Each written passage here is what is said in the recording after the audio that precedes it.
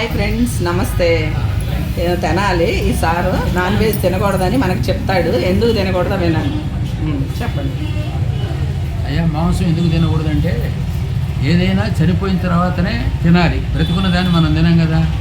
మనమే ఉన్నాం బ్రతికుండంగా ఉండంగా చనిపోయిన తర్వాత ఈ శవాన్ని ఎక్కడ తగలేస్తున్నారు? శ్మశానం అనేటువంటి దాంట్లో ఊరు బయట శ్మశానంలో తగలేస్తున్నారు. అట్లాగే మనం జీవం ఉన్నటువంటి ఆత్మలు ఉన్నాయి. మామూలుగా కోళ్ళు కానీ మన గొర్రెలు కానీ హార్ను కొట్టంగానే తన ప్రాణం తను రక్షించుకోవాలని పక్కకి వెళ్తున్నాయా? చావడానికి సిద్ధమవుతుందా? అంటే తన ప్రాణం తను రక్షించుకోవడానికి పక్కకే వస్తుంది. మనం ఏం చేస్తున్నాం? దానికి అలవాటు పడి దాన్ని చంపుతున్నాము.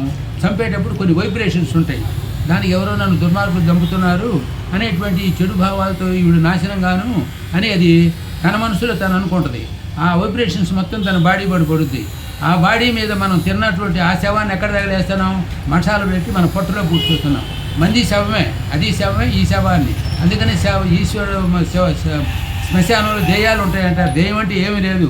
నువ్వు చెప్పిన మాట నేను చెప్పిన మాట నువ్వేను. కారణం ఏంటంటే అన్నం యొక్క ప్రభావం. అందుకని మన ఆయన ఏం పేరు అన్నాయి? వివేకానందుడు జైశాను వైశామన్నాడు. వివేకానందుడు జైశాను అన్నం యొక్క ప్రభావం మన మనసు మీద పడుతుందట.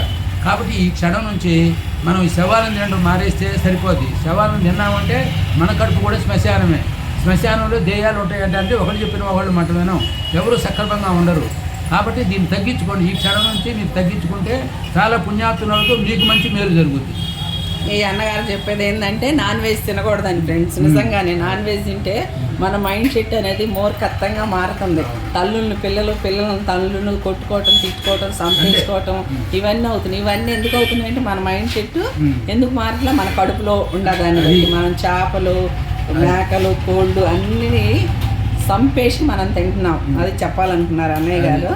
ఇది ఎవరికన్నా ఇబ్బంది కలిగితే sorry friends. Bye, see you. మీరందరూ బాగుండాలనే మేము చెప్తున్నాం ఈ విషయం.